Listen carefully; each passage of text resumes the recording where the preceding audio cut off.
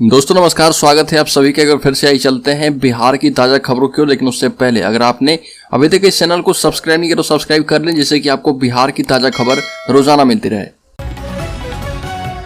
पहली बड़ी खबर, मुजफ्फरपुर में एईएस को लेकर स्वास्थ्य विभाग अलर्ट है। तेज बुखार वाले बच्चों की होगी एईएस जांच। मुजफ्फरपुर जिले में गर्मी के दस्तक के बाद एईएस एक्यूट इंसेफ्लाइटिस सिंड्रोम के मामले सामने आने लगे हैं। वहीं स्वास्थ्य विभाग भी अलर्ट मोड पर है। इस साल जनवरी और फरवरी से ही एईएस के केस सामने आने लगे हैं। 2 केस जनवरी में मिला था, जबकि एक केस 2 दिन पूर्व पुष्टि हुई थी। केस सामने आने के बाद स्वास्थ्य विभाग बुखार से पीड़ित बच्चों को ढूंढने का निर्देश जारी कर चुका है। प्रखंडों और पंचायतों में बुखार से पीड़ित बच्चों को खोजा जा रहा है। और बिहार के गया में बम डिफ्यूज करते वक्त धमाका हो गया, जिसमें बम निरोधक दस्ते में शामिल बीएमपी 3 के एएसआई शिव प्रसाद पासवान के दोनों हाथ उड़ गए।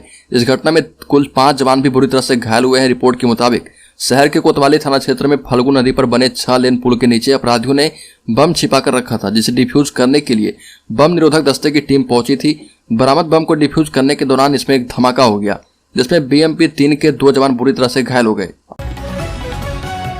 मुख्यमंत्री नीतीश कुमार ने बिहार पुलिस में बहाली की प्रक्रिया को तेज करने का निर्देश दिया है। सिपाही समेत अन्य पदों पर बहाली में हो रही देरी पर सख्त नाराजगी जताते हुए अपने संबोधन के दौरान ही मुख्य सचिव आमिर सुबहानी, गृह के अपर मुख्य सचिव चैतन्य प्रसाद, बिहार सिपाही चयन परिषद के अध्यक्ष पूर्व डीजीपी एसके सिंघल और डीजीपी आरएस भट्टी को अपने अपने स्थान पर खड़ा होने के लिए कहा और फिर इन अधिकारियों से आश्वासन लेते हुए पूछा कि बहाली जल्द करवा देंगे या देर होगी। सभी के हामी भरने पर ही संबोधन को आगे बढ़ाया।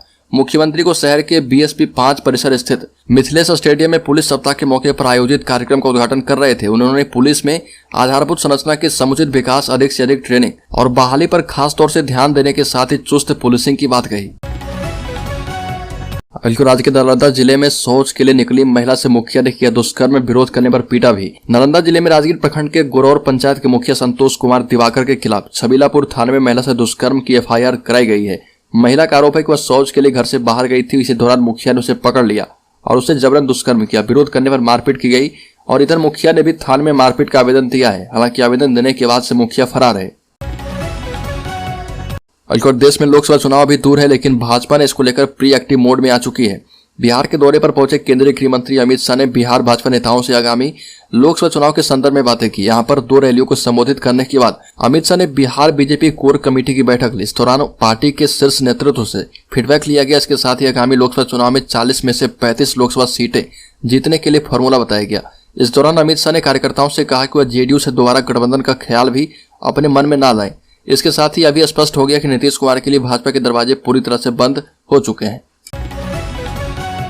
बिहार के गया जिले में जीतनराम मांझी के कार्यक्रम में टूट गया मंच। एक साथ कई लोगों के चढ़ने से हादसा, बाल बाल बचे पूर्व मुख्यमंत्री। गया शहर के गांधी मैदान में हिंदुस्तानी अवाम मोर्चा के द्वारा आयोजित गरीब जगाओ रैली में पूर्व मुख्यमंत्री सह पार्टी के राष्ट्रीय संरक्षक जीतनराम मांझी एवं राष्ट्रीय अध्यक्ष सह अनुसूचित जाति एवं जनजाति मंत्री डॉक्टर संतोष कुमार सोन के स्वागत के दौरान मंच टूट गया। हालांकि घटना में पूर्व सीएम एवं अन्य लोग बाल बाल बच गए। पटना हाई कोर्ट से 4638 असिस्टेंट प्रोफेसर पद के उम्मीदवारों को झटका, रद्द किया गया नियुक्ति का विज्ञापन। बिहार के विश्वविद्यालय में 4638 असिस्टेंट प्रोफेसर की नियुक्ति के विज्ञापन को पटना हाईकोर्ट ने रद्द कर दिया। इससे संबंधित याचिका पर निर्णय सुनाते हुए हाईकोर्ट ने 2020 में बिहार राज्य विश्वविद्यालय सेवा आयोग के द्वारा प्रकाशित विज्ञापन को रद्द किया है। न्यायाधीश संजीव प्रकाश वर्मा की पीठ ने डॉक्टर अमोद प्रबोध और अन्य के द्वारा दायर याचिकाओं पर 10 जनवरी को सुनवाई पूरी तरह से करके निर्णय सुरक्षित रखा था। मखाना, लीची, कतरनी, जर्दालू, पान के बाद रोहू मछली की बारी, जल्द मिलेगा जीआई टैग। बिहार के रोहू मछली को जीआई टैग मिलेगा। पशुपालन विभाग ने इसके लिए जिला स्तरीय कमेटी बनाई है। यह कमेटी रोहू मछली की विशेषताओं से संबंधित एक रिपोर्ट तैयार करेगी। इसी रिपोर्ट के आधार पर बिहार सरकार केंद्र से जीआई टैग की मांग करेगी। पशुपालन विभाग के अधिकारियों ने कहा कि बिहार सरकार ने रोहू मछली को जीआई टैग दिलाने की प्रक्रिया शुरू कर दी है। रोहू मछली मूल रूप से मिथिला क्षेत्र की प्रजाति मानी जाती है। मिथिला क्षेत्र की रोहू मछली विशेष रूप से दरभंगा और मधुबनी जिले में अपने स्वाद के लिए जानी जाती है और इसलिए जिला स्तरीय कमेटी गठित की गई है और यह कमेटी रोहू मछली का अध्ययन कर रिपोर्ट तैयार करेगी। बिहार में पूर्णिया की तरह 4 और भी महारैली करेगा महागठबंधन। आपको बता दें कि बिहार में सियासी तापमान चढ़ा हुआ है। बीते दिन 25 फरवरी को महागठबंधन ने पूर्णिया में विशाल रैली का आयोजन किया था। इस रैली में गठबंधन समर्थकों का हुजूम जमा हुआ। दूर दराज से समर्थकों का जुटान रंगभूमि मैदान में किया गया। यह पहली बार देखने को मिला कि 7 दलों के शीर्ष के नेता एक साथ एक मंच पर रहे और एकजुट होने का संदेश दिया। वहीं अब इस रैली ने गठबंधन का उत्साह बढ़ा दिया है। इसी तर्ज पर अब राज्य में 4 और भी रैली करने की योजना बन चुकी है। अंकर मुकेश सैनी को बुलाया गया है दिल्ली, एनडीए में हो सकते हैं शामिल, जल्द होगा बड़ा ऐलान। बिहार की राजनीति में अगर फिर से हलचल हो रही है। मुकेश सैनी दिल्ली रवाना हो चुके हैं। सूत्रों से मिली जानकारी के मुताबिक बीजेपी ने मुकेश सैनी को बात करने के लिए दिल्ली बुलाया है। और आपको बता दें कि मुकेश सैनी बिहार में मल्ला जाति से आते हैं और बड़े नेता माने जाते हैं और सन ऑफ मल्ला भी कहा जाता है। बीजेपी बिहार में अपनी पकड़ मजबूत करने के लिए नए सहयोगी की तलाश कर रही है और बिहार में एनडीए के साथ फिलहाल एलजेपी की दोनों गुठी साथ है। वही गठबंधन में कांग्रेस, जेडीयू, आरजेडी, हम और तीनों वाम दल समेत 7 पार्टियां हैं। हल्कर बिहार में किसान नेता राकेश टिकैत की अगुवाई में शुरू हुआ किसान आंदोलन अब जोर पकड़ने लगा है। टिकैत के आंदोलन का पूर्व कृषि मंत्री सुधाकर सिंह भी समर्थन कर चुके हैं। कैमूर में एक बार फिर से सुधाकर सिंह ने सूबे के सीएम नीतीश कुमार पर जमकर हमला बोला और नीतीश कुमार को पीएम मोदी का मॉडिफाइड वर्जन बताया। कहा कि नीतीश को पीएम बनाने से बेहतर रहेगा कि देश में राष्ट्रपति शासन लगा दिया जाए। सुधाकर सिंह ने नीतीश कुमार पर पलटी मारने का आरोप लगाते हुए कहा कि सीएम नीतीश को जब भी पलटी मारना होता है तो बिहार को विशेष राज्य की दर्जा की मांग उठाने लगते हैं। राज्य में 28 फरवरी को पेश होगा बिहार का बजट, वित्त मंत्री ने दी जानकारी। बिहार में गठबंधन सरकार बनने के बाद पहली बार बजट पेश होने जा रहा। 28 फरवरी को बिहार की गठबंधन सरकार बजट पेश करेगी। 28 फरवरी को वित्त मंत्री विजय कुमार चौधरी राज्य का बजट पेश करेंगे। बजट पेश करने की पूरी तैयारी पूरी की जा चुकी है। इस बजट से राज्य की आम जनता को काफी उम्मीदें हैं और बिहार की जनता काफी उम्मीद लगाए बैठी है। बजट को लेकर बिहार के वित्त मंत्री विजय कुमार चौधरी ने कहा कि यह बजट न्याय के साथ विकास वाला बजट होगा। बिहार बदलो अभियान यात्रा में आरसीपी सिंह ने कहा कि सीएम का तेजस्वी को ताज देने का सपना पूरा नहीं होगा। पूर्व केंद्रीय मंत्री आरसीपी सिंह के नेतृत्व में बिहार बदलो अभियान के तहत रोड शो का आयोजन किया गया और इस कार्यक्रम का उद्देश्य बिहार के लोगों के सामने आने वाले मुद्दे को उजागर करना और राज्य की सामाजिक आर्थिक स्थितियों में सुधार के लिए प्रयास करना।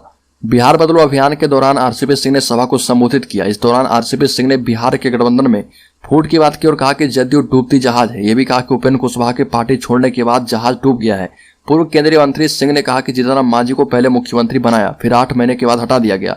अब उन्हें फैसला लेना होगा कि गठबंधन के साथ रहेंगे या फिर एनडीए के साथ जाएंगे। राज्य के पटना जिले में भारतीय विद्यालय रसोइया संघ के बैनर तले प्रखंड के रसोइया ने अपनी विभिन्न मांग को लेकर रैली निकालकर अनुमंडल कार्यालय का घेराव किया। रसोइया संघ के द्वारा न्यूनतम मजदूरी 10,000 रुपये करने, पूरे वर्ष का वेतन देने, सेवा अवधि 65 वर्ष करने, आकस्मिक अवकाश देने, मातृत्व अवकाश देने और प्रधानमंत्री कर्मयोगी पेंशन योजना की उम्र सीमा 50 वर्ष करने की मांग की गई। मांग के समर्थन में नारेबाजी करते हुए रैली निकाली गई। रैली अनुमंडल कार्यालय पहुंची एवं अनुमंडल पदाधिकारी को अपनी मांग के समर्थन में ज्ञापन सौंपा गया। रैली में प्रखंड अध्यक्ष उमेश प्रजापति सहित रसोइया संघ के कई नेता शामिल हुए थे।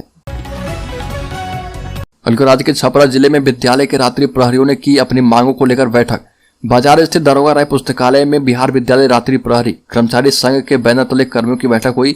इस दौरान रात्रि प्रहरी कर्मियों ने अपनी मांगों एवं समस्याओं को लेकर चर्चा की। अपनी समस्याओं की मांगों में सेवा को अस्थायीकरण करने और न्यूनतम मजदूरी को बढ़ाने एवं 60 वर्ष तक की सेवा काल की मंजूरी प्रदान करने एवं समय पर वेतन की मांग को लेकर पूर्व निर्धारित 3 एवं 4 मार्च को पटना में होने वाले धरना में हिस्सा लेने के लिए रणनीति बनाई गई। बैठक की अध्यक्षता गणेश राय ने की। इस दौरान दरियापुर के पूर्व जिला पार्षद राजनाथ राय भी मौजूद थे। राज्य के पटना जिले में मालगाड़ी के गार्ड को अपराधियों ने मारी गोली। गुलजारबाग स्टेशन के पास सुलह होते ही चढ़ गए थे अपराधी।